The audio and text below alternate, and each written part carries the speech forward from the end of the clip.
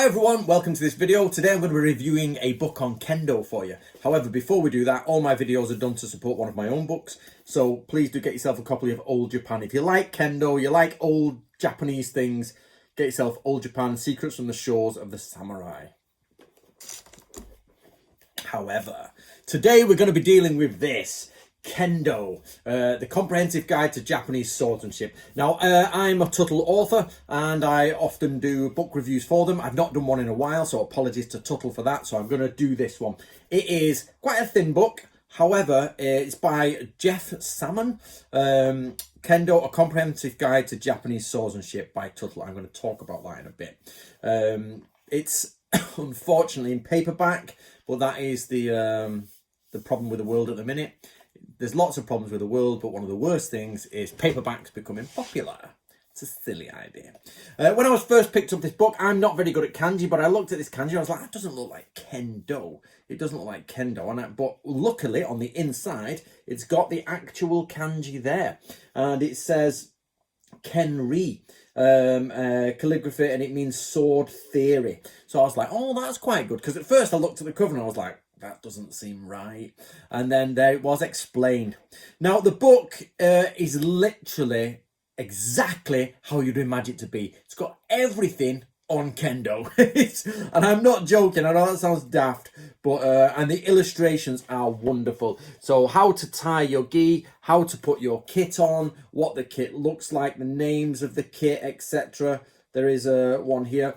The knots in the laces, it's full of tables. It's really, really well done in a sort of from an illustrated point of view. I'm trying to find you some more illustrations, but basically it also goes through the full Kendo attacks, defenses, and ideas. But I don't want to bore you to death with that because that's what you're going to expect from a Kendo book. So I'll just give you one more overview shot to there. And let's see what else they've got of interest. Sort of how to move the sword, etc. So obviously, if you love Kendo, this is pretty much going to be, right, get that. But what I've done here is I've picked out 4 or 5 points that just to talk about, to say, hey, this is actually more interesting or quite interesting over, step 1, step 2, move your feet, stretch. So the first one is this. Now, I love this sort of stuff. Can you see there? Basically, the entrance, the showmen, basically the front, it's got the kamiza there, and it's got the junior students and the senior students. There's north. Now, I've talked about this before in other videos. North is technically the sacred space where the gods are, and south is the place of hell. So often the kamiza will either be there or it'll be up here. There, I'm not sure why that's there, but normally it's at the front somewhere, or everybody lines up that way and faces that way. But the point is that in a traditional building, the outside is south and the back wall is north. And normally you would face the altar here, but if you have to face the altar there, that's fine. But the point is this: you never do anything like kuji rituals towards the altar. So that's a good explanation of this. But it also means the junior people go to the closest to the door. So the gods reside the furthest away from the door in their spiritual place, and the entrance is basically where the wind comes in and the draft comes in. You stick the junior guy right at the bottom there. So just so you're aware, whenever you go into a dojo, this is very much a formal setup, and it comes from basically Buddhist altars, Shinto shrines, the way they are done there. You very rarely see that in modern martial arts. They don't really care for that sort of thing, which is which way is the gods and blah, blah, blah. The next one that's of interest is the 30 degree and the 15 degree bowing. Now, everybody out there should know that basically the deeper you bow in Japanese culture, the more respect or honor, or the more senior the person is. So here, when you bow off to an opponent, it's a 15 degree job. And the idea of that is that we're equals, we're going to scrap, but, I'll give you the respect that you deserve. Whereas the 30 degree bow is for when you're bowing more to seniors. And of course, it goes through which is which and what you should do here. And there is obviously gradients within. But this is an overshoot from old Japanese culture where it's whoever bows the deepest. So I do, a lot of people just generally bow to each other, and that's it. They just bow, then bow, and they just do the same bow. But actually, there should be different bows to different people in the dojo. Now, this was quite good. The 3 ways of making an opening. So the first one is to kill the spirit.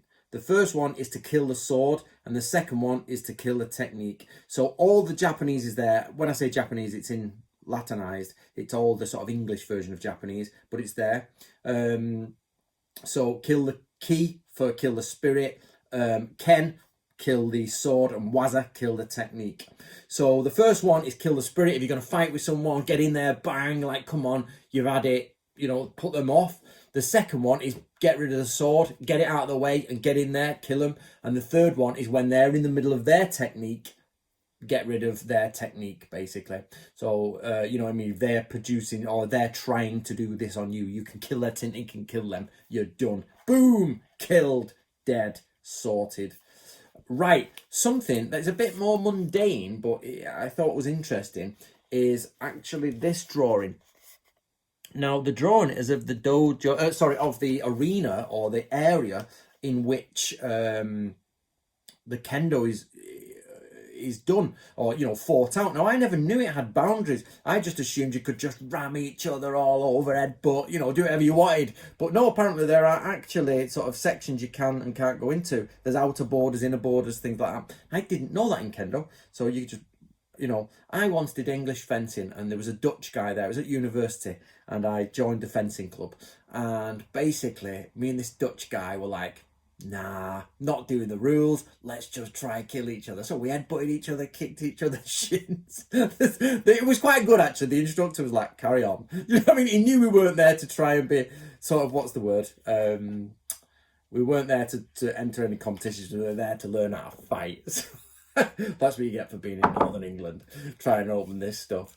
Right, the last bit is the glossary. If you're unaware, whenever you get a book, turn straight to the back, look at the index, look at the glossary. It's got a good index, a good glossary, but also a bibliography, a good bibliography. This one, I think, does not have a bibliography, but that's not really an issue here because this guy's done from his own personal instruction. But the glossary, this is excellent. They've mixed the glossary index together, which is a bit of a genius idea. So an index is normally a list of words with the page numbers on it. And what you do is you find that word, you go to the page, you sort it. The glossary is the same list of words or a similar list of words with the meanings on. But these guys have mixed the two. I've never seen it before. Maybe they're the first, maybe they're not, I don't know. But mixing a glossary and an index, and it's a big glossary. There's 1, 2, 3, 4, 5, 6, 7, 8, 9, 10, 11 pages of Japanese terms. So most people would ignore this, but if you sat and researched those Japanese terms, that's mint. You would be well up on your kendo jargon. Right, the problems with it. Well, it's all about kendo, basically. It does what it says on the tin, guys. It does what it says on the tin. So it's interesting if you're really interested in kendo. If you have a vague interest in kendo, or like you're like, what is kendo? You're like, okay. It's not much more than you need to be a student of kendo, basically, to get what you want. But the biggest gripe I've got with this book, the biggest gripe, is Kendo, a comprehensive guide to Japanese swordsmanship. Now, as an author, I know full well that you can't always pick your title. In fact, it's written into the contract that they can mess around with the title. So I don't know if the author's done that. But it is not a comprehensive guide to Japanese swordsmanship. Kendo is an old word. The word itself means sword way. And it's used in old manuscripts, but it does not mean that. When you find kendo in old manuscripts, it's not this. This is an evolution towards the 1800s. There was another one, I forgot what it's called, Jiken or something. Jiken, I can't remember, but basically there's an old form that came from original Japanese swordsmanship, moved into a semi-sport form at the late 1800s, early 1900s, and then kendo erupted as a single sport with, points and things to do. So if you're looking for Japanese swordsmanship, it's not. It's Japanese sport kendo. It's a sport.